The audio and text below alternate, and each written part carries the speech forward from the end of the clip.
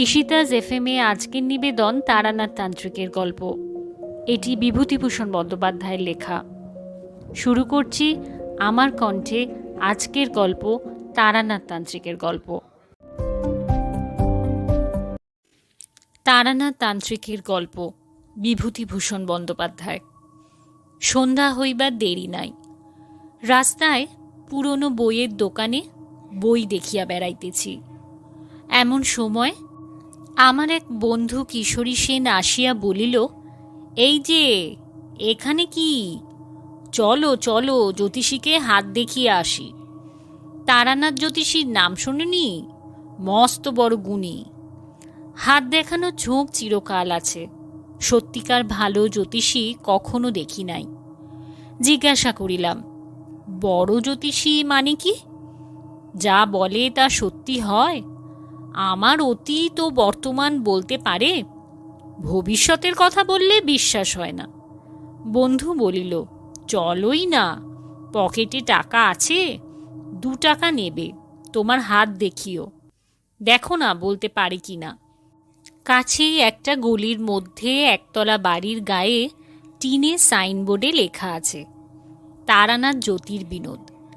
এই স্থানে হাত দেখা ও কোষ্ঠী বিচার করা হয়। গ্রহশান্তির কবচ তন্ত্রোক্ত মতে প্রস্তুত করি। আসুন ও দেখিয়া বিচার করুন। বড় বড় রাজা মহারাজার প্রশংসাপত্র আছে, দর্শনী নামমাত্র। বন্ধু বলিল, এই বাড়ি। হাসিয়া বলিলাম, লোকটা বোগাস। এত রাজা মহারাজা যার ভক্ত, তার এই বাড়ি? বাহিরের দরজায় কড়া নাড়িতেই ভিতর হইতে একটি ছেলে বলিয়া উঠিল, কে? কিশোরী জিজ্ঞাসা করিল, জ্যোতিষী মশাই বাড়ি আছেন? ভিতর হইতে খানিকক্ষণ কোনো উত্তর শোনা গেল না। তারপর দরজা খুলিয়া গেল। একটা ছোট ছেলে উঁকি মারিয়া আমাদের দিকে সন্দিগ্ধ চোখে খানিকক্ষণ চাহিয়া দেখিয়া জিজ্ঞাসা করিল, কোথা থেকে আসছেন? আমাদের আসিবার উদ্দেশ্য শুনিয়া সে আবার বাড়ির ভিতর চলিয়া গেল। কিছুক্ষণ কাহারও কোনো সাড়া শব্দ পাওয়া গেল না। আমি বলিলাম, ব্যাপার যা দেখছি, তোমার জ্যোতিষী পাওনাদারের ভয়ে দিন রাত দরজা বন্ধ করে রাখে। ছেলেটাকে পাঠিয়ে দিয়েছে আমরা পাওনাদার কিনা দেখতে। এবার ডেকে নিয়ে যাবে। আমার কথা ঠিক হইল। একটু পরেই ছেলেটি দরজা খুলিয়া বলিল, আসুন ভেতরে। ছোট একটা ঘরে তক্তাপোশের উপর আমরা বসিলাম। একটু পরে ভিতরের দরজা ঠেলিয়া একজন বৃদ্ধ প্রবেশ করিল। কিশোরী উঠিয়া দাঁড়াইয়া হাত জোর করিয়া প্রণাম করিয়া বলিল, পণ্ডিত মশাই আসুন। বৃদ্ধের বয়স 60-62 বেশি হইবে না। রং টকটকে গৌরবর্ণ। এই বয়সেও গায়ের রঙের জৌলুস আছে। মাথার চুল প্রায় সব উঠিয়া গিয়াছে। মুখের ভাবে ধূর্ততা ও বুদ্ধিমত্তা মেশানো। নিচের চোয়ালের গড়ন দৃঢ়তা ব্যঞ্জক। চোখ দুটি বড় বড় উজ্জ্বল। জ্যোতিষীর মুখ দেখিয়া আমার লর্ড রেডিংয়ের চেহারা মনে পড়িল। উভয় মুখাবয়বের আশ্চর্য সৌসাদৃশ্য আছে। কেবল লর্ড রেডিংয়ের মুখে আত্মপ্রত্যয়ের ভাব আরও অনেক বেশি। আর ইহা চোখের কোণের কুঞ্চিত রেখাবলির মধ্যে একটু ভরসা হারানোর ভাব পরিস্ফুট। অর্থাৎ যতটা ভরসা লইয়া জীবনে নামিয়াছিল, এখন তাহার যেন অনেকটাই হারাইয়া গিয়াছে, এই ধরনের একটা ভাব। প্রথমে আমি হাত দেখাইলাম। বৃদ্ধ নিবিষ্ট মনে খানিকটা দেখিয়া আমার মুখের দিকে চাহিয়া বলিল, আপনার জন্মদিন 15ই শ্রাবণ 1305 সাল, ঠিক? আপনার বিবাহ হয়েছে 1327 সাল, ওই 15ই শ্রাবণ, ঠিক? কিন্তু জন্ম মাসে বিয়ে তো হয় না। আপনার হলো কেমন করে? এরকম তো দেখিনি। কথাটা খুব ঠিক। বিশেষ করিয়া আমার দিনটা মনে ছিল এই জন্য যে আমার জন্মদিন ও বিবাহের দিন একই হওয়াতে বিবাহের সময় ইহা লইয়া বেশ একটু গোলমাল হইয়াছিল। তারানাথ জ্যোতিষী নিশ্চয়ই তাহা জানে না, সে আমাকে কখনো দেখে নাই। আমার বন্ধু কিশোরী সেনও জানে না। তবে তার সঙ্গে আলাপ মোটে 2 বছরের, তাও এক ব্রিজ খেলার আড্ডায়। সেখানে ঘনিষ্ঠ সাংসারিক কথাবার্তার কোনো অবকাশ ছিল না। তারপর বৃদ্ধ বলিল, আপনার 2 ছেলে, 1 মেয়ে। আপনার স্ত্রীর শরীর বর্তমানে বড় খারাপ যাচ্ছে। ছেলেবেলায় আপনি একবার গাছ থেকে পড়ে গিয়েছিলেন, কিংবা জলে ডুবে গিয়েছিলেন। মোটের উপর আপনার মস্ত বড় ফাঁড়া গিয়েছিল 13 বছর বয়সে। কথা সবই ঠিক, লোকটার কিছু ক্ষমতা আছে দেখিতেছি। হঠাৎ তারানাথ বলিল, বর্তমানে আপনার বড় মানসিক কষ্ট যাচ্ছে। কিছু অর্থ নষ্ট হয়েছে, সে টাকা আর পাবেন না, বরং আরও কিছু ক্ষতিযোগ আছে। আমি আশ্চর্য হইয়া উহার মুখের দিকে চাহিলাম। মাত্র 2 দিন আগে কলুটোলা স্ট্রিটের মোড়ে ট্রাম হইতে নামিবার সময় 5 খানা নোটশুদ্ধ মানিব্যাগটা খোয়া গিয়াছে। লজ্জায় পড়িয়া কথাটা কাহাকেও প্রকাশ করি নাই। তারানাথ বোধ হয় থট রিডিং জানে, কিন্তু আরও ক্ষতি হইবে তাহা কেমন করিয়া বলিতেছে। এইটুকু বোধ হয় ধাপ্পা। যাই হোক, সাধারণ হাত দেখা গণকের মতো মন বুঝিয়া শুধু মিষ্টি মিষ্টি কথাই বলে না। আমার সম্বন্ধে আরও অনেক কথা সেদিন সে বলিয়াছিল। লোকটার উপর আমার শ্রদ্ধা হইল। মাঝে মাঝে তার ওখানে যাইতাম। হাত দেখাইতে যাইতাম তাহা নয়, প্রায়ই যাইতাম আড্ডা দিতে। লোকটার বড় অদ্ভুত ইতিহাস। অল্প বয়স হইতে সাধু সন্ন্যাসীর সঙ্গে বেড়াইতে বেড়াইতে সে এক তান্ত্রিক গুরুর সাক্ষাৎ পায়। তান্ত্রিক খুব ক্ষমতাশালী ছিলেন। তার কাছে কিছুদিন তন্ত্র সাধন করিবার ফলে তারানাথও কিছু ক্ষমতা পাইয়াছিল। তাহা লইয়া কলিকাতায় আসিয়া কারবার খুলিল এবং গুরুদত্ত ক্ষমতা ভাঙাইয়া খাইতে শুরু করিল।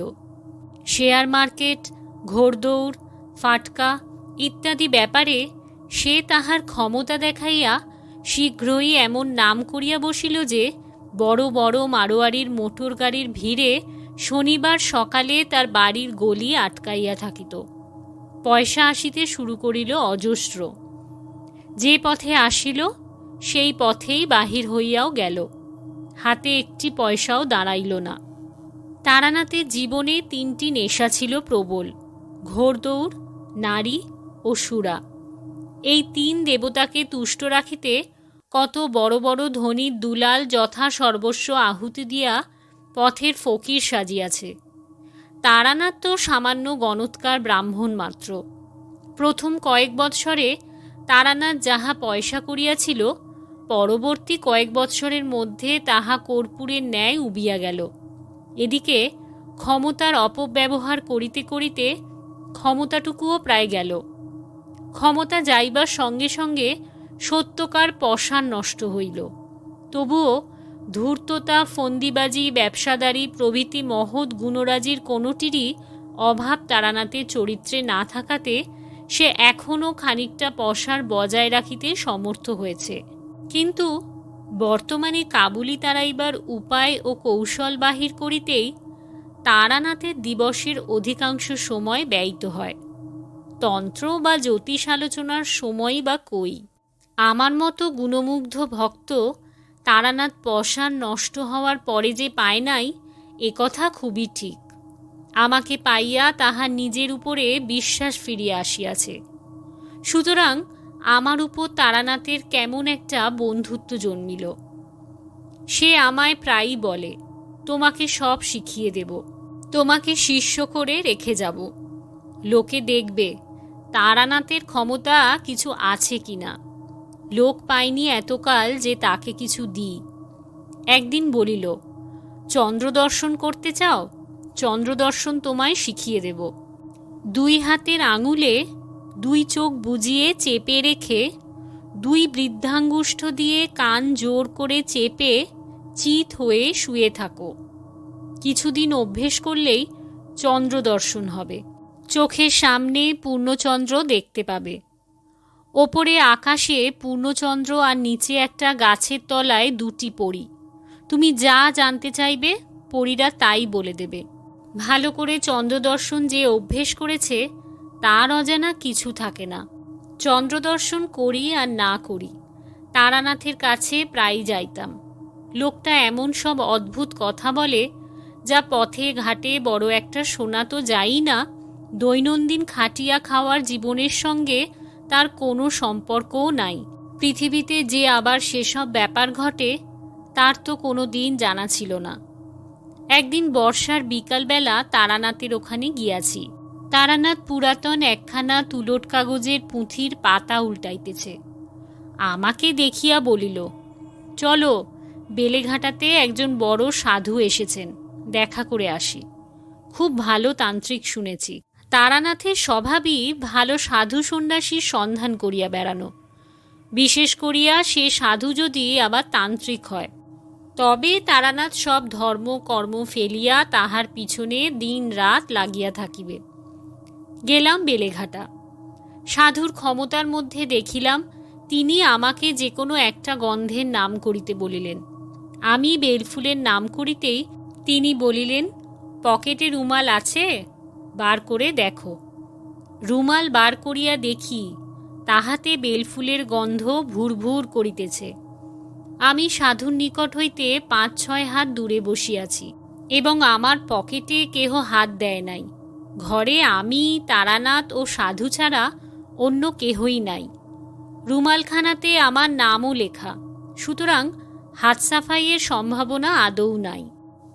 কিছু যে আশ্চর্য না হইলাম এমন নয়, কিন্তু যদি ধরিয়াই লই সাধু বাবাজি তান্ত্রিক শক্তির সাহায্যেই আমার রুমালে গন্ধের সৃষ্টি করিয়াছেন, তবুও এত কষ্ট করিয়া তন্ত্র সাধনার ফল যদি 2 পয়সার আতর তৈরি করায় দাঁড়ায়, সে সাধনার আমি কোনো মূল্য দিই না। আতর তো বাজারেও কিনিতে পাওয়া যায়। ফিরিবার সময় তারানাথ বলিল, না, লোকটা নিম্ন শ্রেণীর তন্ত্র সাধনা করেছে, তারই ফলে 2-1 সামান্য শক্তি পেয়েছে। তাই বা পায় কি করিয়া? বৈজ্ঞানিক উপায়ে কৃত্রিম আতর প্রস্তুত করিতেও তো অনেক তোড়জোড়ের দরকার হয়। মুহূর্তের মধ্যে একজন লোক দূর হইতে আমার রুমালে যে বেলফুলের গন্ধ চালনা করিল, তাহার পিছনেও তো একটা প্রকাণ্ড বৈজ্ঞানিক অসম্ভাব্যতা রহিয়াছে। কন্ট্যাক্ট অ্যাট আ ডিস্টেন্স এর মোটা সমস্যাটাই ওর মধ্যে জড়ানো। যদি ধরি হিপনোটিজম, সাধুর ইচ্ছাশক্তি আমার উপর ততক্ষণ কার্যকরী হইতে পারে যতক্ষণ আমি তাহার নিকট আছি। তাহার সান্নিধ্য হইতে দূরেও আমার উপর যে হিপনোটিজমের প্রভাব অক্ষুণ্ণ রহিয়াছে, সে প্রভাবের মূলে কি আছে সেও তো আর এক গুরুতর সমস্যা হইয়া দাঁড়ায়। তারানাথের সঙ্গে তাহার বাড়িতে গিয়া বসিলাম। তারানাথ বলিল, তুমি এই দেখেই দেখছি আশ্চর্য হয়ে পড়লে, তবুও তো সত্যিকার তান্ত্রিক দেখোনি। নিম্ন শ্রেণীর তন্ত্র এক ধরনের জাদু, যাকে তোমরা বলো ব্ল্যাক ম্যাজিক। এক সময়ে আমিও ও জিনিসের চর্চা যে না করেছি তা নয়। ও আতরের গন্ধ আর এমন একটা কি, এমন সব ভয়ানক ভয়ানক তান্ত্রিক দেখেছি, শুনলে পরে বিশ্বাস করবে না। একজনকে জানতুম, সে বিষ খেয়ে হজম করত। কিছুদিন আগে কলকাতায় তোমরাও এই ধরনের লোক দেখেছ। সালফিউরিক অ্যাসিড, নাইট্রিক অ্যাসিড খেয়েও বেঁচে গেল, জিভে একটু দাগও লাগলো না। এসব নিম্ন ধরনের তন্ত্রচর্চার শক্তি, ব্ল্যাক ম্যাজিক ছাড়া কিছু নয়। এর চেয়েও অদ্ভুত শক্তির তান্ত্রিক দেখেছি। কি হলো জানো? ছেলেবেলায় আমাদের দেশ বাঁকুড়াতে এক নাম করা সাধু ছিলেন। আমার এক খুড়িমা তাঁর কাছে দীক্ষা নিয়েছিলেন। আমাদের ছেলেবেলায় আমাদের বাড়ি প্রায়ই আসতেন। তিনি আমাদের খুব ভালোবাসতেন। আমাদের বাড়ি এলেই আমাদের নিয়ে গল্প করতে বসতেন, আর আমাদের প্রায়ই বলতেন, 2 চোখের মাঝখানে ভুরুতে একটা জ্যোতি আছে, ভালো করে চেয়ে দেখিস, দেখতে পাবি। খুব এক মনে চেয়ে দেখিস। মাস 2-3 পরে আমার একদিন জ্যোতি দর্শন হলো। মনে ভাবলাম চন্দ্র দর্শনের মতো না কি। মুখে জিজ্ঞাসা করলাম, কি ধরনের জ্যোতি? ঠিক নীল বিদ্যুৎ শিখার মতো। প্রথম একদিন দেখলাম সন্ধ্যার কিছু আগে, বাড়ির পিছনে পেয়ারাতলায় বসে সাধুর কথা মতো নাকের উপর দিকে ঘণ্টাখানেক চেয়ে থাকতাম। সব দিন ঘটে উঠত না, হপ্তার মধ্যে 2-3 দিন বসতাম। মাস তিনেক পরে প্রথম জ্যোতি দর্শন হলো। নীল লিকলিকে একটা শিখা আমার কপালের মাঝখানে, ঠিক সামনে, খুব স্থির। মিনিটখানেক ছিল প্রথম দিন। এইভাবেই ছেলেবেলাতেই সাধু, সন্ন্যাসী ও যোগ ইত্যাদির ব্যাপারে আকৃষ্ট হয়ে পড়ি। বাড়িতে আর মন টেকে না। ঠাকুরমার বাক্স ভেঙে একদিন কিছু টাকা নিয়ে পালিয়ে গেলাম একেবারে সোজা কাশিতে। একদিন অহল্যাবাইয়ের ঘাটে বসে আছি। সন্ধ্যা তখন উত্তীর্ণ হয়নি। মন্দিরে মন্দিরে আরতি চলেছে। এমন সময়ে একজন লম্বা চওড়া চেহারার সাধুকে খড়ম পায়ে দিয়ে কমণ্ডলু হাতে ঘাটের পৈঠায় নামতে দেখলাম। তার সারা দেহে এমন কিছু একটা ছিল যা আমাকে আর অন্যদিকে চোখ ফেরাতে দিলে না। সাধু তো কতই দেখি, চুপ করে আছি। সাধু বাবাজি জল ভরে পৈঠা বেয়ে উঠতে উঠতে হঠাৎ আমার দিকে চেয়ে খাসা বাংলায় বললেন, বাবাজির বাড়ি কোথায়? আমি বললাম, বাঁকুড়া জেলায় মালিয়ারা, রুদ্রপুর। সাধু চমকে দাঁড়ালেন, বললেন, মালিয়ারা, রুদ্রপুর? তারপর কি যেন একটা ভাবলেন। খুব অল্পক্ষণ একটু যেন অন্যমনস্ক হয়ে গেলেন। তারপর বললেন, রুদ্রপুরের রামরূপ সান্যালের নাম শুনেছ? তাদের বংশে এখন কে আছে জানো? আমাদের গ্রামে সান্যালেরা একসময় অবস্থাপন্ন ছিল। খুব বড় বাড়ি ঘর, দরজায় হাতি বাঁধা থাকতো শুনেছি। কিন্তু এখন তাদের অবস্থা খুব খারাপ। কিন্তু রামরূপ সান্যালের নাম তো কখনো শুনিনি। সন্ন্যাসীকে সসম্ভ্রমে সে কথা বলতে তিনি হেসে বললেন, তোমার বয়স আর কতটুকু, তুমি জানবে কি করে? খেয়াঘাটের কাছে শিব মন্দিরটা আছে তো। খেয়াঘাট? রুদ্রপুরে নদী নেই, মজে গিয়েছে কোন কালে। এখন তার ওপর দিয়ে মানুষ গরু হেঁটে চলে যায়। তবু পুরনো নদীর খাতের ধারে একটা বহু প্রাচীন জীর্ণ শিব মন্দির জঙ্গলাবৃত হয়ে পড়ে আছে বটে। শুনেছি সান্যালদেরই কোনো পূর্বপুরুষ ওই শিব মন্দির প্রতিষ্ঠা করেন। কিন্তু এসব কথা ইনি কি করে জানলেন? বিস্ময় সুরে বললাম, আপনি আমাদের গায়ের কথা অনেক জানেন দেখছি।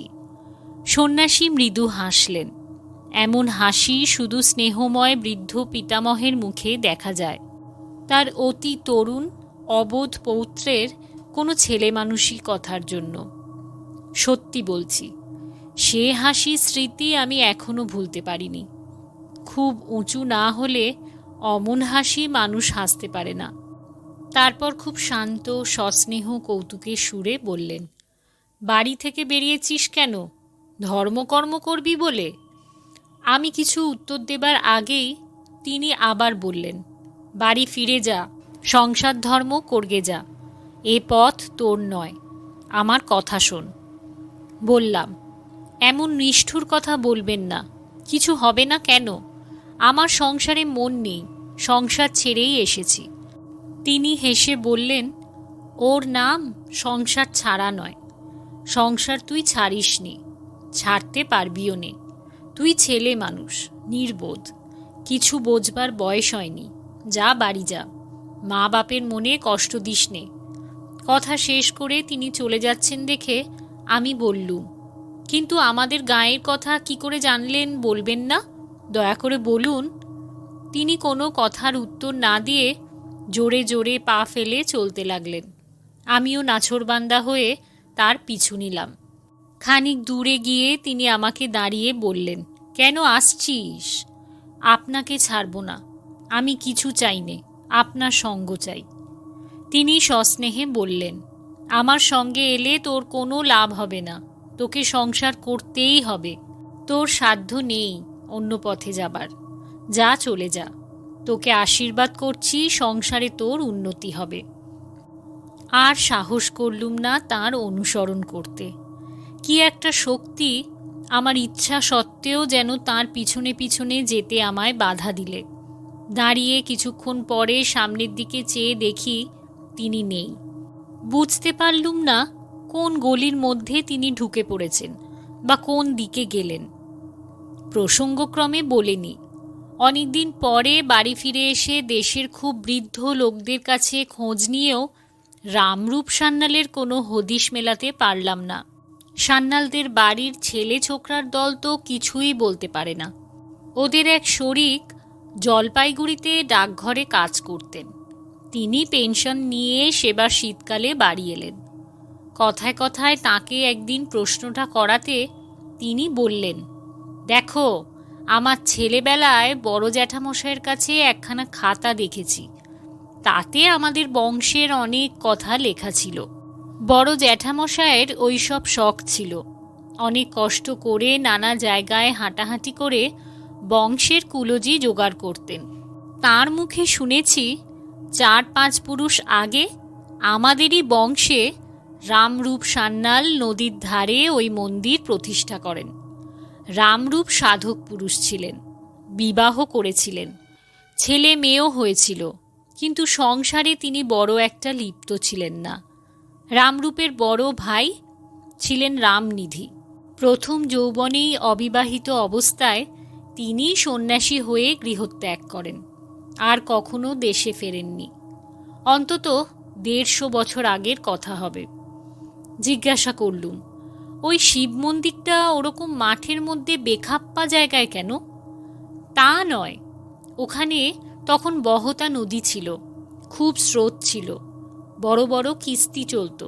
কোন নৌকা একবার ওই মন্দিরের নিচের ঘাটে মারা পড়ে বলে ওর নাম লা ভাঙার খেয়াঘাট। প্রায় চিৎকার করে বলে উঠলুম, খেয়াঘাট? তিনি অবাক হয়ে আমার দিকে চেয়ে বললেন, হ্যাঁ, জ্যাঠামশাইয়ের মুখে শুনেছি, বাবার মুখে শুনেছি, তাছাড়া আমাদের পুরনো কাগজপত্রে আছে। শিব মন্দির প্রতিষ্ঠিত হয়েছিল লা ভাঙার খেয়াঘাটের ওপর। কেন বলো তো? এসব কথা তোমার জানবার কি দরকার হলো? বইটই লিখছ নাকি? ওদের কাছে কোনো কথা বলিনি, কিন্তু আমার দৃঢ় বিশ্বাস হলো, এবং সে বিশ্বাস আজও আছে, যে কাশীর সেই সন্ন্যাসী রামরূপের দাদা রামনিধি নিজেই কোনো অদ্ভুত যৌগিক শক্তির বলে 150 বছর পরেও বেঁচে আছেন। বাড়ি থেকে কিছুদিন পরে আবার সাধু সন্ন্যাসীর সন্ধানে বেরোই। বীরভূমের এক গ্রামে শুনলাম সেখানকার শ্মশানে এক পাগলি থাকে। সে আসলে খুব বড় তান্ত্রিক সন্ন্যাসিনী। পাগলির সঙ্গে দেখা করলাম নদীর ধারে শ্মশানে। ছেঁড়া একটা কাঁথা জড়িয়ে পড়ে আছে। যেমন ময়লা কাপড় চোপড় পরনে, তেমনি মলিন জট পাকানো চুল। আমাকে দেখেই সে গেল মহা চোটে। বললে, বেরো এখান থেকে, কে বলেছে তোকে এখানে আসতে? ওর আলুথালু বিকট মলিন চেহারা দেখে মনে যে ভাব এসেছিল, সেটাকে অতি কষ্টে চেপে বললাম, মা, আমাকে আপনার শিষ্য করে নিন, অনেক দূর থেকে এসেছি, দয়া করুন আমার ওপর। পাগলি চেঁচিয়ে বলে উঠলে, পালা এখান থেকে, বিপদে পড়বি। আঙুল দিয়ে গ্রামের দিকে দেখিয়ে বললে, যা, নির্জন শ্মশান। ভয় হলো ওর মূর্তি দেখে। কি জানি মারবে টারবে না কি? পাগল মানুষকে বিশ্বাস নেই। সেদিন চলে এলাম, কিন্তু আবার গেলাম তার পরদিন। পাগলি বললে, আবার কেন এলি? বললাম, মা, আমাকে দয়া করো। পাগলি বললে, দূর হ, দূর হ, বেরো এখান থেকে। তারপর রেগে আমায় মারলে এক লাথি। বললে, ফের যদি আসিস তবে বিপদে পড়বি, খুব সাবধান। রাত্রে শুয়ে শুয়ে ভাবলাম, না, এখান থেকে চলে যাই, আর এখানে নয়। কি এক পাগলের পাল্লায় পড়ে প্রাণটা যাবে দেখছি কোন দিন। শেষ রাত্রে স্বপ্ন দেখলাম, পাগলি এসে যেন আমার সামনে দাঁড়িয়েছে। সে চেহারা আর নেই। মৃদু হাসি হাসি মুখে আমায় যেন বললে, লাথিটা খুব লেগেছে না রে?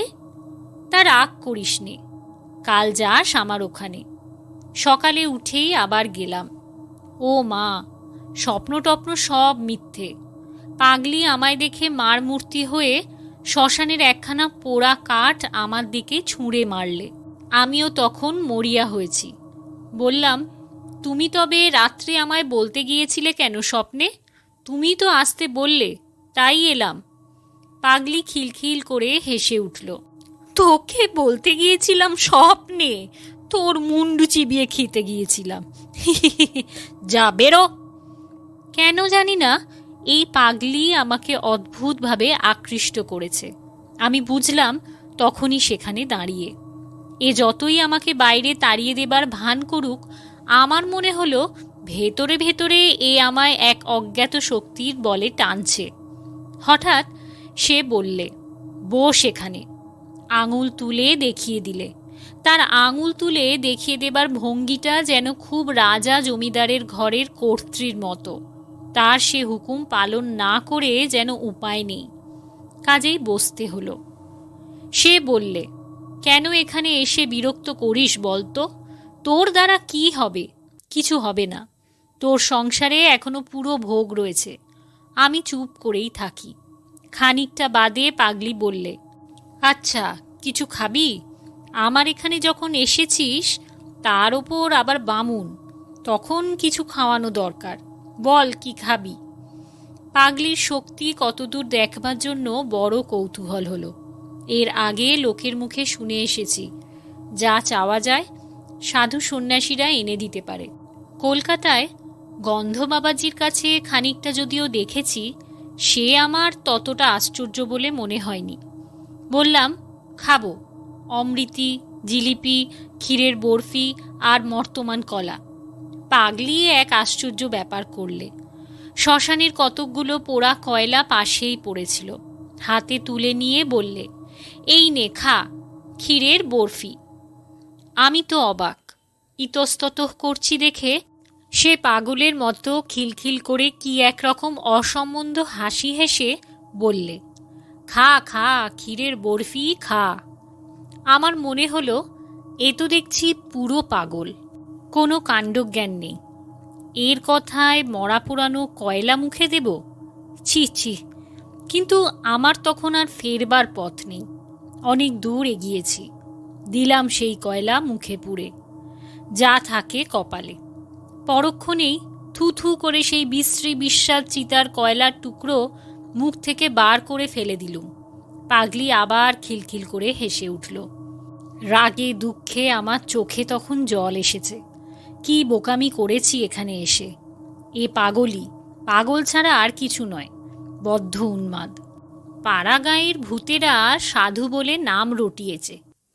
পাগলি হাসি থামিয়ে বিদ্রুপের সুরে বললে, খেলি রাবড়ি, মর্তমান কলা?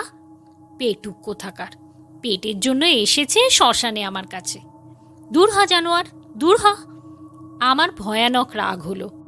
অমন নিষ্ঠুর কথা আমায় কখনো কেউ মুখের ওপর বলেনি। একটিও কথা না বলে আমি তখনই সেখান থেকে উঠে চলে এলাম। বললে বিশ্বাস করবেন না, আবার সেদিন রাত্রে পাগলিকে স্বপ্নে দেখলাম। আমার শিয়রের দিকে দাঁড়িয়ে হাসি হাসি মুখে বলছে, রাগ করিস নে, আসিস আজ। রাগ করে না। ছি, এখনো পর্যন্ত আমার সন্দেহ হয় পাগলিকে স্বপ্নে দেখেছিলাম না জাগ্রত অবস্থায় দেখেছিলাম। যা হোক, জেগে উঠে আমার রাগ আর রইল না। পাগলি আমায় জাদু করলে নাকি? গেলাম আবার দুপুরে। এবার কিন্তু তার মূর্তি ভারী প্রসন্ন। বললে, আবার এসেছিস দেখছি। আচ্ছা নাছোড়বান্দা তো তুই। আমি বললাম, কেন বাঁদর নাচাচ্ছ আমায় নিয়ে? দিনে অপমান করে বিদেয় করে আবার রাত্রে গিয়ে আসতে বলো। এরকম হয়রান করে তোমার লাভ কি? পাগলি বললে, পারবি তুই? সাহস আছে? ঠিক যা বলবো তা করবি? বললাম, আছে, যা বলবে তাই করব।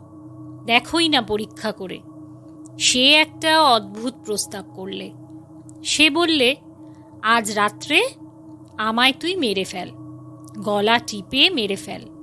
তারপর আমার মৃতদেহের ওপর বসে তোকে সাধনা করতে হবে। নিয়ম বলে দেব। বাজার থেকে মদ কিনে নিয়ে আয়। আর 2টো চাল ছোলা ভাজা। মাঝে মাঝে আমার মৃতদেহ হাঁ করে বিকট চিৎকার করে উঠবে। যখন তখন আমার মুখে 1 ঢোক মদ আর 2টো চাল ছোলা ভাজা দিবি। ভোর রাত পর্যন্ত এমনি মরার ওপর বসে মন্ত্র জপ করতে হবে। রাত্রে হয়তো অনেক রকম ভয় পাবি। যারা এসে ভয় দেখাবে তারা কেউ মানুষ নয়, কিন্তু তাদের ভয় করো না। ভয় পেলে সাধনা তো মিথ্যা হবেই, প্রাণ পর্যন্ত হারাতে পারো। কেমন, রাজি? ও যে এমন কথা বলবে তা বুঝতে পারিনি। কথা শুনে তো অবাক হয়ে গেলাম। বললাম, সব পারবো, কিন্তু মানুষ খুন করা আমায় দিয়ে হবে না। আর তুমিই বা আমার জন্য মরবে কেন? পাগলি রেগে বললে, তবে এখানে মরতে এসেছিলি কেন? মুখ পোড়া, বেরো, দূর হ। আরও নানা রকম অশ্লীল গালাগাল দিলে। ওর মুখে কিছু বাধে না, মুখ বড় খারাপ। আমি আজকাল ওগুলো আর তত গায়ে মাখি নে, গা সওয়া হয়ে গিয়েছে। বললাম, রাগ করছো কেন? একটা মানুষকে খুন করা কি মুখের কথা? আমি না ভদ্রলোকের ছেলে? পাগলি আবার মুখ বিকৃত করে বললে, ভদ্রলোকের ছেলে? ভদ্রলোকের ছেলে? তবে এ পথে এসেছিস কেন রে? অল্পে ঘাটের মরা? তন্ত্রমন্ত্রের সাধনা ভদ্রলোকের ছেলের কাজ নয়। যা গিয়ে কামিজ চাদর পরে হৌসে চাকরি কর গিয়ে, বেরো। বললাম, তুমি শুধু রাগই করো। পুলিশের হাঙ্গামার কথাটা তো ভাবছো না। আমি যখন ফাঁসি যাব তখন ঠেকাবে কে? মনে মনে আবার সন্দেহ হলো। না, এ নিতান্তই পাগল, বদ্ধ উন্মাদ। এর কাছে এসে শুধু এতদিন সময় নষ্ট করেছি ছাড়া আর কিছু না। তখনই মনে পড়ল, পাগলির মুখে শুদ্ধ সংস্কৃত শ্লোক শুনেছি, তন্ত্রের কথা শুনেছি। সময়ে সময়ে সত্যই এমন কথা বলে যে ওকে বিদুষী বলে সন্দেহ হয়। সেই দিন থেকে পাগলি আমার ওপর প্রসন্ন হলো। বিকেলে যখন গেলাম তখন আপনিই ডেকে বললে, আমার রাগ হলে আর জ্ঞান থাকে না। তোকে ওবেলা গালাগাল দিয়েছি, কিছু মনে করিস নে। ভালোই হয়েছে তুই সাধনা করতে চাসনি। ও সব নিম্নতন্ত্রের সাধনা। ওতে মানুষের কতগুলো শক্তি লাভ হয়, তা ছাড়া আর কিছু হয় না। বললাম, কিভাবে শক্তি লাভ হয়? পাগলি বললে, পৃথিবীতে নানা রকম জীব আছে, তাদের চোখে দেখতে পাওয়া যায় না। মানুষ মরে দেহশূন্য হলে চোখে দেখা যায় না, আমরা তাদের বলি ভূত। এছাড়া আরও অনেক রকম প্রাণী আছে, তাদের বুদ্ধি মানুষের চেয়ে কম, কিন্তু শক্তি বেশি। এদেরও দেখা যায় না। তন্ত্রে এদের ডাকিনী, শাঁখিনী এই সব নাম। এরা কখনো মানুষ ছিল না। মানুষ মরে যেখানে যায় এরা সেখানকার প্রাণী। মুসলমান ফকিরেরা এদের জিন বলে। এদের মধ্যে ভালো মন্দ দুইই আছে। তন্ত্র সাধনার বলে এদের বশ করা যায়। তখন যা বলা যায় এরা তাই করে। করতেই হবে, না করে উপায় নেই। কিন্তু এদের নিয়ে খেলা করার বিপদ আছে। অসাবধান তুমি যদি হয়েছ, তোমাকে মেরে ফেলতে পারে। অবাক হয়ে ওর কথা শুনছিলাম। এসব কথা আর কখনো শুনিনি। এর মতো পাগলের মুখেই এ কথা সাজে। আর যেখানে বসে শুনছি তার পারিপার্শ্বিক অবস্থাও এই কথার উপযুক্ত বটে। গ্রাম্য শ্মশান, একটা বড় তেঁতুল গাছ, আর একদিকে কতগুলো শিমুল গাছ। 2-4 দিন আগের একটা চিতার কাঠ কয়লা আর একটা কলসি জলের ধারে পড়ে রয়েছে। কোনো দিকে লোকজন নেই। অজ্ঞাতসারে আমার গা যেন শিউরে উঠল। পাগলি তখনও বলে যাচ্ছে অনেক সব কথা, অদ্ভুত ধরনের কথা। এক ধরনের অপদেবতা আছে, তন্ত্রে তাদের বলে হাঁকিনি। তারাও অতি ভয়ানক জীব, বুদ্ধি মানুষের চেয়ে অনেক কম। দয়া মায়া বলে পদার্থ নেই তাদের, পশুর মতো মন, কিন্তু তাদের ক্ষমতা সবচেয়ে বেশি। এরা যেন প্রেত লোকের বাঘ ভালুক। ওদের দিয়ে কাজ বেশি হয় বলে যাদের বেশি দুঃসাহস এমন তান্ত্রিকেরা হাঁকিনি মন্ত্রে সিদ্ধ হবার সাধনা করে। হলে খুবই ভালো, কিন্তু বিপদের ভয়ও পদে পদে। তাদের নিয়ে যখন তখন খেলা করতে নেই। তাই তোকে বারণ করি। তুই বুঝিস নে, তাই রাগ করিস। কৌতূহল আর সংবরণ করতে না পেরে জিজ্ঞেস করলাম, তুমি তাহলে হাঁকিনি মন্ত্রে সিদ্ধ না? ঠিক বলো। পাগলি চুপ করে রইল। আমি তাকে আর প্রশ্ন করলাম না। বুঝলাম পাগলি একথা কিছুতেই বলবে না, কিন্তু এ বিষয়ে আমার কোনো সন্দেহ রইল না। পরদিন গ্রামের লোকে আমাকে পাগলির সম্বন্ধে অনেক কথা বললে আপনি ওখানে যাবেন না অত ঘন ঘন। পাগলি ভয়ানক মানুষ। ওর মধ্যে এমন শক্তি আছে, আপনার একেবারে সর্বনাশ করে দিতে পারে। ওকে বেশি ঘাটাবেন না মশাই। গাঁয়ের লোক ওর কাছেও ঘেঁষে না। বিদেশি লোক, মারা পড়বেন শেষে। মনে ভাবলাম, কি আমার করবে? যা করবা তা করেছে। তার কাছে না গিয়ে থাকবার শক্তি আমার নেই। তারপরে একদিন যা হলো তা বিশ্বাস করবেন না। একদিন সন্ধ্যের পর পাগলির কাছে গিয়েছি, কিন্তু এমনভাবে গিয়েছি পাগলি না টের পায়। পাগলির সেই বটতলায় গিয়ে হঠাৎ অবাক হয়ে দাঁড়িয়ে রইলাম। বটতলায় পাগলি বসে নেই, তার বদলে একটি ষোড়শী বালিকা গাছের গুঁড়িতে ঠেস দিয়ে সামনের দিকে চেয়ে রয়েছে। চোখের ভুল নয় মশাই, আমার তখন কাঁচা বয়স, চোখে ঝাপসা দেখবার কথা নয়। স্পষ্ট দেখলাম। ভাবলাম, তাই তো, এ আবার কে এলো? যাই কি না যাই? দু এক পা এগিয়ে সংকোচের সঙ্গে জিজ্ঞেস করলাম, মা, তিনি কোথায় গেলেন? মেয়েটি হেসে বললে, কে? সেই তিনি এখানে থাকতেন? মেয়েটি খিলখিল করে হেসে বললে, মরণ, কে তার নামটাই বল না। নাম বলতে লজ্জা হচ্ছে নাকি? আমি চমকে উঠলাম। সেই পাগলি তো। সেই হাসি, সেই কথা বলার ভঙ্গি। এই ষোড়শী বালিকার মধ্যে সেই পাগলি রয়েছে লুকিয়ে। সে এক অদ্ভুত আকৃতি। ভেতরে সেই পরিচিতা পাগলি, বাহিরে এক অপরিচিতা রূপসী ষোড়শী বালিকা। মেয়েটি হেসে ঢলে পড়ে আর কি, বললে, এসো না, বসো না এসে পাশে। লজ্জা কি? আহা, আর অত লজ্জায় দরকার নেই, এসো। হঠাৎ আমার বড় ভয় হলো। মেয়েটির রকম সকম আমার ভালো বলে মনে হলো না। তাছাড়া আমার দৃঢ় বিশ্বাস হলো এ পাগলি আমায় কোনো বিপদে ফেলবার চেষ্টায় আছে। ফিরে চলে যাচ্ছি।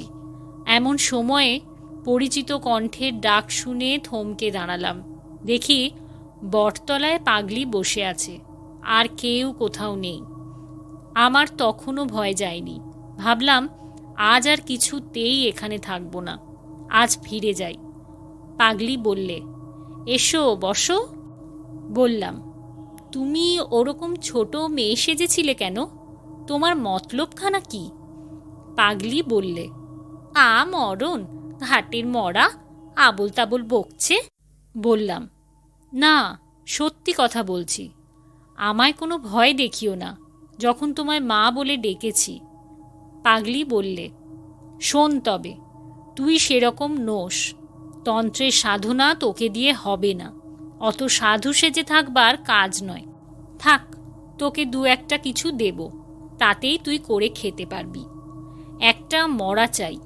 আসবে শিগগির, অনেক মরা এই ঘাটেই আসবে। ততদিন অপেক্ষা কর, কিন্তু যা বলে দেব তাই করবি। রাজি আছিস? সব সাধনা ভিন্ন, কিছু হবে না। তখন আমি মরিয়া হয়ে উঠেছি। আমি ভীতুলোক ছিলাম না কোনো কালেই, তবুও কখনো মরার উপর বসে সাধনা করব এ কল্পনাও করিনি। কিন্তু রাজি হলাম পাগলির প্রস্তাবে। বললাম, বেশ, তুমি যা বলবে তাই করব, কিন্তু পুলিশের হাঙ্গামার মধ্যে যেন না পড়ি। আর সব তাতে রাজি আছি। একদিন সন্ধ্যের কিছু আগে গিয়েছি। সেদিন দেখলাম পাগলির ভাবটা যেন কেমন কেমন। ও আমায় বললে, একটা মরা পাওয়া গিয়েছে, চুপি চুপি এসো। জলের ধারে বড় একটা পাকুর গাছের শেকড় জলের মধ্যে অনেকখানি নেমে গিয়েছে। সেই জড়ানো পাকানো জলমগ্ন শেকড়ের মধ্যে একটা 16-17 বছরের মেয়ের মরা বেঁধে আছে।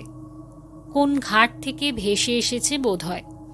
ও বললে, তোল মরাটা, শেকড় বেয়ে নেমে যা, জলের মধ্যে মরা হালকা হবে, ওকে তুলে শেকড়ে রেখে দে, ভেসে না যায়। তখন কি করছি জ্ঞান ছিল না।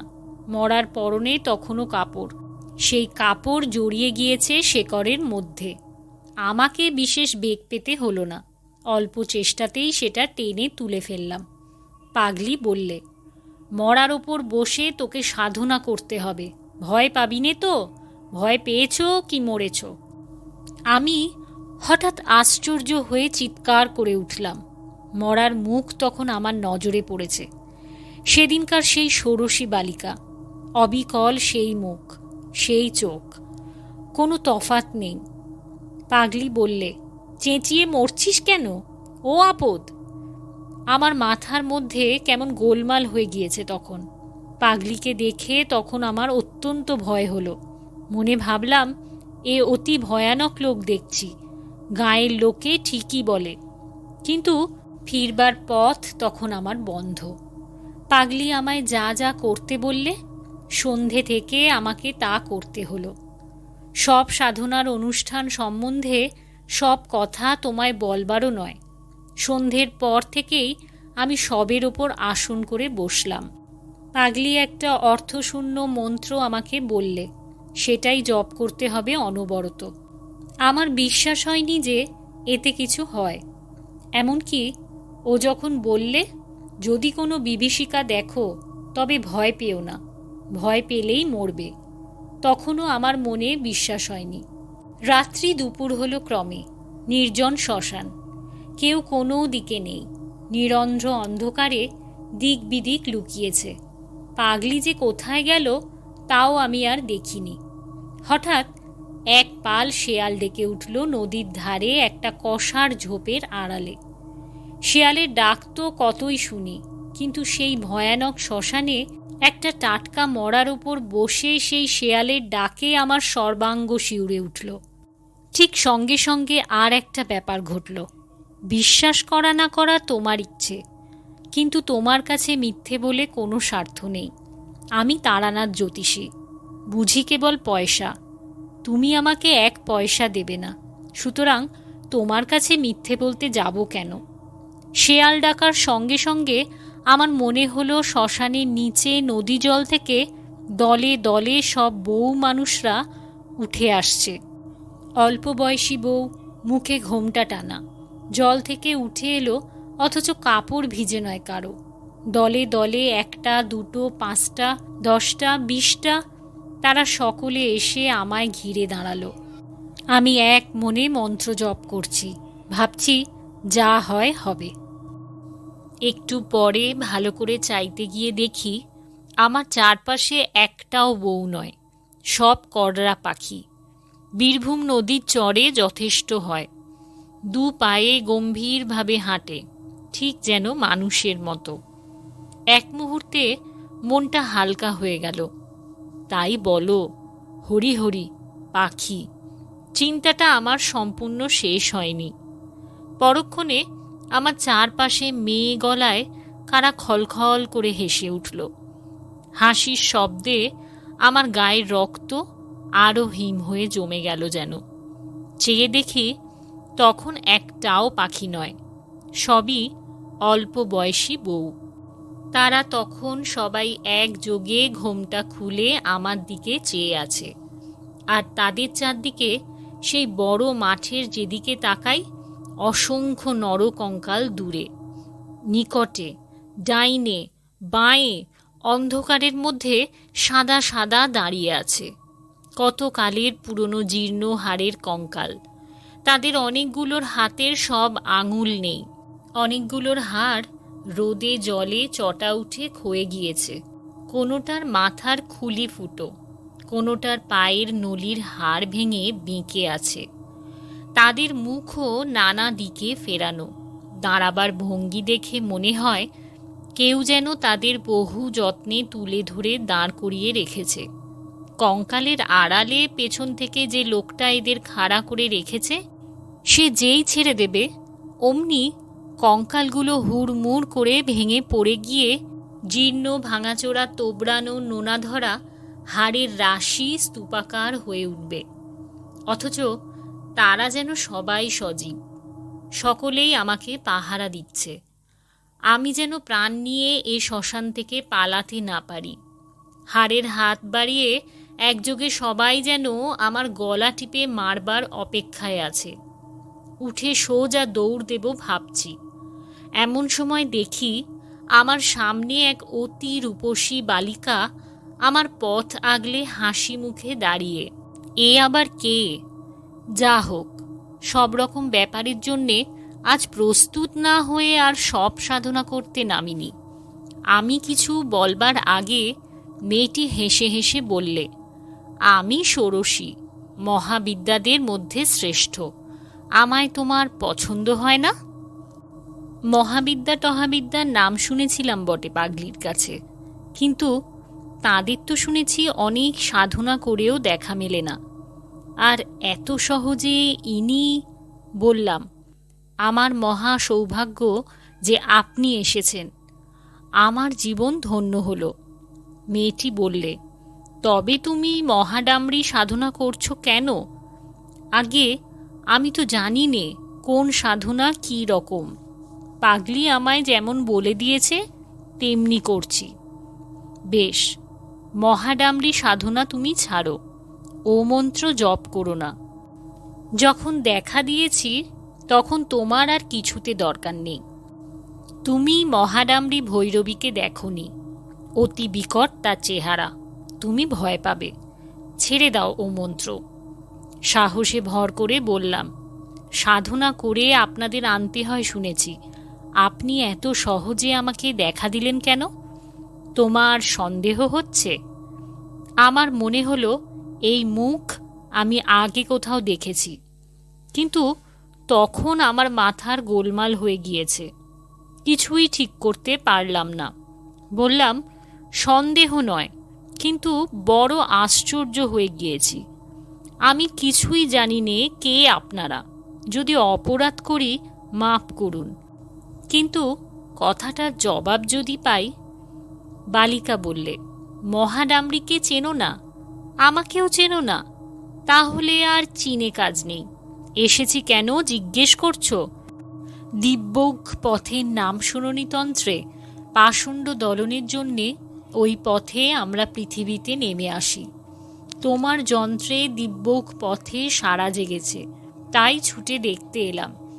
কথাটা ভালো বুঝতে পারলাম না, ভয়ে ভয়ে বললাম, তবে আমি কি খুবই পাষণ্ড? বালিকা খিলখিল করে হেসে উঠল। বললে, তোমার বেলায় এসেছি সম্প্রদায় রক্ষার জন্যে, অত ভয় কিসের? আমি না তোকে লাথি মেরেছি, শ্মশানের পোড়া কাঠ ছুঁড়ে মেরেছি? তোকে পরীক্ষা না করে কি সাধনার নিয়ম বলে দিয়েছি তোকে? আমি ভয়ানক আশ্চর্য হয়ে গিয়েছি। বলে কি? মেয়েটি আবার বললে, কিন্তু মহাডামরির বড় ভীষণ রূপ, তোর যেমন ভয় সে তুই পারবি নে, ও ছেড়ে দে। আপনি যখন বললেন তাই দিলাম। ঠিক কথা দিলি? দিলাম। এ সময়ে যে শবদেহের উপর বসে আছি তার দিকে আমার নজর পড়ল। পড়তেই ভয়ে ও বিস্ময়ে আমার সর্বশরীর কেমন হয়ে গেল। শবদেহের সঙ্গে সম্মুখের ষোড়শী রূপসীর চেহারা কোনো তফাৎ নেই, একই মুখ, একই রং, একই বয়স। বালিকা ব্যঙ্গের হাসি হেসে বললে, চেয়ে দেখছিস কি? আমি কথার উত্তর দিলাম না। কিছুক্ষণ থেকে একটা সন্দেহ আমার মনে ঘনিয়ে এসেছিল, সেটা মুখেই প্রকাশ করে বললাম, কে আপনি? আপনি কি সেই শ্মশানের পাগলিও নাকি? একটা বিকট বিদ্রূপের হাসিতে রাত্রির অন্ধকার চিরে ফেরে চৌচির হয়ে গেল। সঙ্গে সঙ্গে মাঠময় নরকঙ্কাল হাড়ের হাতে তালি দিতে দিতে এঁকে বেঁকে উদ্দাম নৃত্য শুরু করলে, আর অমনি সেগুলো নাচের বেগে ভেঙে ভেঙে পড়তে লাগলো। কোনো কঙ্কালের হাত খসে গেল, কোনোটার মেরুদণ্ড, কোনোটার কপালের হাড়, কোনোটার বুকের পাঁজরাগুলো। তবুও তাদের নৃত্য সমানেই চলেছে। এদিকে হাড়ের রাশি উঁচু হয়ে উঠল, আর হাড়ে হাড়ে লেগে কি বিভৎস ঠক ঠক শব্দ। হঠাৎ আকাশের এক প্রান্ত যেন জড়িয়ে গুটিয়ে গেল কাগজের মতো, আর সেই ছিদ্রপথে যেন এক বিকট মূর্তি নারী উন্মাদিনীর মতো আলু থালু বেশে নেমে আসছে দেখলাম। সঙ্গে সঙ্গে চারপাশের বনে শেয়ালের দল আবার ডেকে উঠল। বিশ্রী মরা পচার দুর্গন্ধে চারদিক পূর্ণ হল। পেছনের আকাশটা আগুনের মতো রাঙা মেঘে ছেয়ে গেল। তার নিচে চিল শকুনি উঠছে সেই গভীর রাত্রে। শেয়ালের চিৎকার ও নরকঙ্কালের ঠোকাঠুকি শব্দ ছাড়া সেই ভয়ানক রাতে বাকি সব জগৎ নিস্তব্ধ, সৃষ্টি নিঝুম। আমার গা শিউরে উঠল আতঙ্কে। পিশাচিটা আমার দিকেই যেন ছুটে আসছে। তার আগুনের ভাঁটার মতো জ্বলন্ত দু চোখে ঘৃণা, নিষ্ঠুরতা ও বিদ্রূপ মেশানো। সে কি ভীষণ ক্রূর দৃষ্টি! সে পুঁতিগন্ধ, সে শেয়ালের ডাক, সে আগুন রাঙা মেঘের সঙ্গে পিশাচির সেই দৃষ্টিটা মিশে গিয়েছে একই উদ্দেশ্যে। সকলেই তারা আমায় নিষ্ঠুরভাবে হত্যা করতে চায়। যে সবটার ওপর বসে আছি সে সবটা চিৎকার করে কেঁদে উঠে বললে, আমায় উদ্ধার করো, রোজ রাত্রে এমনি হয়। আমায় খুন করে মেরে ফেলেছে বলে আমার গতি হয়নি, আমায় উদ্ধার করো। কতকাল আছি এই শ্মশানে, 56 বছর, কাকেই বা বলি, কেউ দেখে না। ভয়ে দিশাহারা হয়ে আমি আসন ছেড়ে উঠে দৌড় দিলাম। তখন পূবে ফর্সা হয়ে এসেছে, বোধহয় অজ্ঞান হয়ে পড়েছিলাম। জ্ঞান হলে চেয়ে দেখি আমার সামনেই সেই পাগলি বসে মৃদু মৃদু ব্যঙ্গের হাসি হাসছে। সেই বটতলায় আমি আর পাগলি দুজনে। পাগলি বললে, যা, তোর দৌড় বোঝা গিয়েছে, আসন ছেড়ে পালিয়েছিলি না? আমার শরীর তখনও ঝিমঝিম করছে। বললুম, কিন্তু আমি ওদের দেখেছি। তুমি যে ষোড়শী মহাবিদ্যার কথা বলতে, তিনিই এসেছিলেন। পাগলি মুখ টিপে হেসে বললে, তাই তুই ষোড়শীর রূপ দেখে মন্ত্রজপ ছেড়ে দিলি? দূর, ওসব হাঁকিনীদের মায়া, ওরা সাধনার বাধা। তুই ষোড়শীকে চিনিস না। শ্রী ষোড়শী সাক্ষাৎ ব্রহ্মশক্তি, এবং দেবী ত্রক্ষরী তু মহা ষোড়শী সুন্দরী। কহাদি সাধনা ভিন্ন তিনি প্রকট হন না। কহাদি উচ্চতন্ত্রের সাধনা, তুই তার জানিস কি? ওসব মায়া। আমি সন্দিগ্ধ সুরে বললাম, তিনি অনেক কথা বলেছিলেন যে। আরও এক বিকট মূর্তি পিশাচির মতো চেহারা নারী দেখেছি। আমার মাথা ঠিক ছিল না। তারপরেই মনে পড়ল পাগলির কথাও। কি একটা তার সঙ্গে যেন হয়েছিল। কি সেটা? পাগলি বললে, তোর ভাগ্য ভালো, শেষকালে যে বিকট মূর্তি মেয়ে দেখেছিস তিনি মহাডামরী, মহাভৈরবী। তুই তাঁর তেজ সহ্য করতে পারলি নে, আসন ছেড়ে ভাগলি কেন? তারপরে সে হঠাৎ হি হি করে হেসে উঠে বললে, মুখ পোড়া বাঁদর কোথাকার, উনি দেখা পাবেন ভৈরবীদের। আমি যাদের নাম মুখে আনতে সাহস করি নে, হাঁকিনীদের নিয়ে কারবার করি। ওরে অলপ্পে, তোকে ভেলকি দেখিয়েছি। তুই তো সব সময় আমার সামনে বসে আছিস বটতলায়। কোথায় গিয়েছিলি তুই? সকাল কোথায়? এখন যে সারা রাত সাধনা করে আসন ছেড়ে এলি, এই তো সবে সন্ধে। আমার চমক ভাঙল। পাগলি কি ভয়ানক লোক! সত্যিই তো, সবেমাত্র সন্ধ্যা হয়। আমার সব কথা মনে পড়ল। এসেছি ঠিক বিকেল 6টায়। আষাঢ় মাসের দীর্ঘ বেলা, মরা ডাঙায় তোলা। সব সাধনা, নরকঙ্কাল, ষোড়শী, উড়ন্ত চিল শকুনির ঝাঁক, সব আমার ভ্রম। হতভম্বের মতো বললাম, কেন এমন ভোলালে আর মিথ্যে এত ভয় দেখালে? পাগলি বললে, তোকে বাজিয়ে নিচ্ছিলাম। তোর মধ্যে সে জিনিস নেই। তোর কর্ম নয়, তন্ত্রের সাধনা। তুই আর কোনো দিন এখানে আসবার চেষ্টা করবি নে, এলেও আর দেখা পাবি নে। বললাম, একটা কথার শুধু উত্তর দাও। তুমি তো অসাধারণ শক্তি ধরো, তুমি ভেলকি নিয়ে থাকো কেন? উচ্চতন্ত্রের সাধনা করো না কেন? পাগলি আবার একটু গম্ভীর হলো। বললে, তুই সে বুঝবি নে। মহাষোড়শী, মহাডামরি, ত্রিপুরা এরা মহাবিদ্যা, ব্রহ্মশক্তির নারীরূপ। এদের সাধনা এক জন্মে হয় না। আমার পূর্বজন্ম এমনি কেটেছে, এ জন্মও গেল, গুরুর দেখা পেলাম না। যা তুই ভাগ, তোর সঙ্গে এসব বকে কি করব? তোকে কিছু শক্তি দিলাম, তবে রাখতে পারবি নে বেশি দিন। যা পালা। চলে এলাম। সে আর 40 বছরের কথা। আর যাইনি, ভয়েই যাইনি। পাগলির দেখাও পাইনি আর কোনো দিন। তখন চিনতাম না, বয়স ছিল কম। এখন আমার মনে হয় যে পাগলি সাধারণ মানবী নয়।